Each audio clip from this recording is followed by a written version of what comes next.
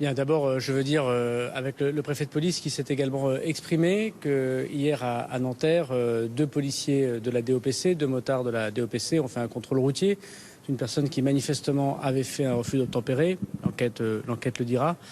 Un jeune conducteur a donc été contrôlé et nous avons tous vu ces images extrêmement choquantes. Nous avons évidemment vu les images comme les Français de ce tir effectué par ce policier qui a manifestement conduit à la mort de ce jeune homme. Je voudrais évidemment d'abord avoir une pensée bien sûr pour lui, pour sa famille et leur dire bien évidemment que nous souhaitons au ministère de l'Intérieur, au sein de la police nationale, avoir toute la vérité sur ce qui s'est passé et en respectant le temps de la justice le plus rapidement possible. Ce policier est actuellement en garde à vue puisque le procureur de la République a ouvert deux enquêtes confiées à l'inspection générale de la police nationale et avec le préfet de police qui a autorité sur ces motards de la DOPC, nous prendrons les décisions administratives de suspension si jamais des charges étaient retenues contre lui dans les heures qui viennent à la fin de sa garde à vue. Donc en complément des sanctions judiciaires que seule la justice peut évidemment décider. Il y aura des sanctions administratives si il est avéré, en effet, comme le montrent manifestement les images, que ces gestes ne sont absolument pas conformes aux instructions et à la loi de la République. À la suite, évidemment, de ce drame, puisqu'il n'y a pas d'autre mot quand un jeune meurt, il y a eu hier soir des violences urbaines que je voudrais évidemment ici condamner. Il y a eu très concentré dans les Hauts-de-Seine, un peu en Ile-de-France, un petit peu en province, 31 interpellations par les services de police. Quasi essentiellement dans la zone de la préfecture de police et singulièrement dans les Hauts-de-Seine. Il y a eu 24 policiers blessés. Tous dans la zone de la préfecture de police de Paris, une quarantaine de véhicules brûlés, une mairie annexe à Mantes-la-Jolie au Val-Fouret qui a été incendiée. Et puis quelques autres événements. Jusqu'à 3h30 du matin, les forces de l'ordre ont été présents. Hier, nous avons dépêché 1200 policiers et gendarmes pour maintenir l'ordre public. Je veux ici remercier le travail des policiers et des gendarmes et des sapeurs-pompiers qui sont intervenus sur de très nombreux feux de poubelle et vous dire que, évidemment, j'appelle au calme. J'appelle à la vérité de l'enquête judiciaire, bien évidemment, le plus rapidement possible. Nous appelons au calme, bien sûr, et que ce soir, après une réunion de sécurité que nous tiendrons à 14h, place Beauvau, j'ai décidé de mobiliser 2000 policiers et gendarmes pour que, dans la zone de la préfecture de police de Paris, dans les Hauts-de-Seine singulièrement, l'ordre public puisse être maintenu. C'est sur l'histoire de Nanterre. Au début, vous avez communiqué en disant que c'était que le policier était peut-être dans son droit. Pourquoi la version a changé? Non, je n'ai pas dit ça hier, monsieur. J'ai répondu à une question au gouvernement. J'ai dit qu'il fallait respecter la présomption d'innocence. Je ne suis pas juge, je ne suis pas procureur de la République. Et tout en constatant que les images étaient extrêmement choquantes, qu'elles ne sont apparemment pas conformes à ce que nous souhaitons comme intervention de la police, autant dans leur formation que dans le code de déontologie, que dans la loi de la République. Il y a une enquête judiciaire, il faut la laisser aller à son cours. J'espère que le procureur de la République communiquera pour donner les premiers éléments de l'enquête. Ce n'est pas à moi, bien évidemment, de les donner. Et que, par ailleurs, bien sûr, il y avait une pensée extrêmement forte pour cette famille qui voit un de ses enfants mort, bien sûr.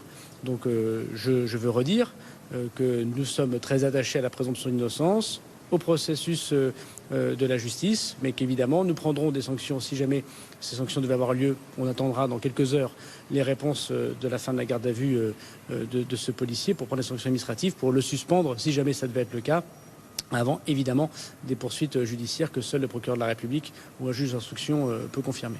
Comment réagissez-vous à toutes ces émotions, ces paroles d'émotion, notamment celle de Kylian Mbappé qui dit qu'il a mal à sa France aujourd'hui? Écoutez, moi je suis moi-même père de famille. Je pense que quand un jeune homme meurt dans des conditions comme celle-là, une émotion est normale, bien évidemment. Et moi je veux redire une nouvelle fois que si évidemment les policiers et les gendarmes font un travail absolument formidable tous les jours, qui sont eux-mêmes victimes de refus d'obtempérer. J'ai moi-même enterré beaucoup de policiers et de gendarmes parce que des chauffards les avaient renversés. Je veux dire ici qu'en aucun cas un geste comme celui qu'on a vu, si jamais l'enquête devait confirmer les vidéos que nous avons vues, ne se justifie. Et donc moi j'ai évidemment une pensée pour cette famille qui a perdu un enfant.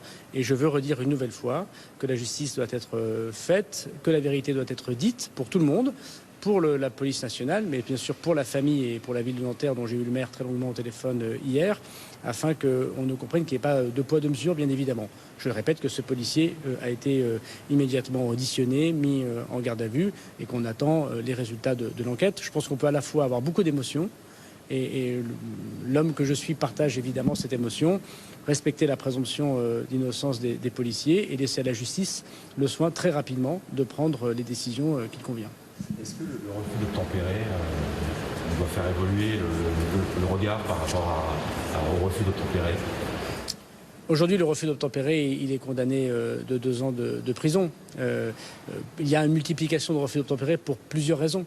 Des gens qui conduisent sans permis, des gens qui transportent de la drogue ou des armes dans leur véhicule, des gens qui n'ont pas envie, pour plein de raisons, de s'arrêter à l'injonction d'un policier ou d'un gendarme. Évidemment, c'est absolument inacceptable. Mais ce n'est pas parce que c'est inacceptable et que l'on doit effectivement avoir des contrôles qui tournent mal au point de tirer sur quelqu'un. Est-ce que c'était intentionnel? Ce n'est pas à moi de le dire, bien évidemment.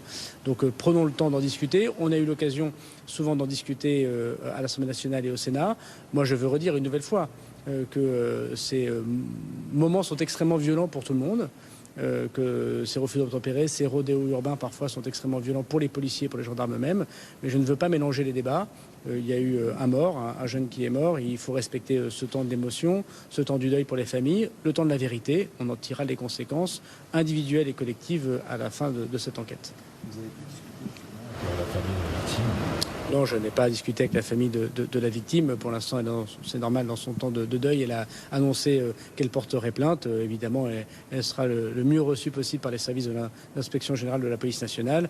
Et quoi qu'il arrive, je veux évidemment assurer à chacune et à chacun que les moyens très importants seront mis en toute indépendance pour que la vérité soit faite. Et encore une fois, nous le souhaitons en respectant le temps de la justice le plus rapidement possible. Est-ce que le policier en garde à vue a pu regretter son geste? Il ne m'appartient pas de commenter l'enquête judiciaire, puisque à partir du moment où il a été mis en audition, en garde à vue, c'est la justice qui désormais connaît ces informations, et j'en suis sûr que le procureur de la République aura l'occasion de communiquer lorsqu'il le souhaitera pour évoquer les éléments de l'enquête. Ce que je peux dire, c'est que les 2 policiers qui sont intervenus à notre connaissance étaient des policiers expérimentés. Ils avaient entre 38 et 40 ans. Et ils n'avaient pas de difficultés dans leur dossier administratif. Donc on essaie aussi de comprendre ce qui s'est passé dans l'intervention des motards de la DOPC. Ce que je veux dire aujourd'hui, c'est émotion extrêmement légitime pour cette famille et pour cette personne qui est morte. 2, la vérité doit être faite absolument. 3, des sanctions seront prises s'il est prouvé dans les heures qui viennent, en effet, que des charges sont importantes et que ce policier est poursuivi en justice. Donc les sanctions administratives seront prises par le préfet de police. Et 4, un appel au calme, puisque rien ne justifie de brûler une mairie, d'attaquer un centre des finances publiques, de brûler des véhicules de particuliers. Et donc un maximum de forces de l'ordre seront présentes dans les grandes villes de France et singulièrement en Île-de-France, aujourd'hui exceptionnellement, pour pouvoir rappeler tout le monde au calme, puisqu'il est évident que la justice doit se faire dans le calme. Vous craignez qu'il y ait des nuits encore difficiles? J'ai annulé ma journée de déplacement en province. Je resterai avec le préfet de police à disposition évidemment des préfets. Et à 14h, je réunis à la demande du président de la République une réunion de sécurité avec les forces. Merci beaucoup.